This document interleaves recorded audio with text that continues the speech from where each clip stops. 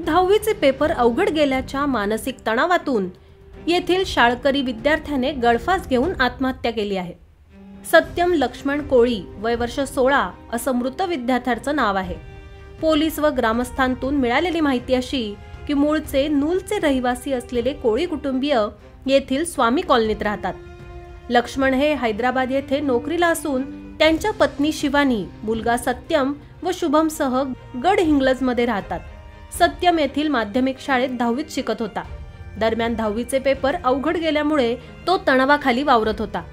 काही कामानिमित्त आई माहेरी हेबाळला गेल्यामुळे तो घरी एकटाच होता।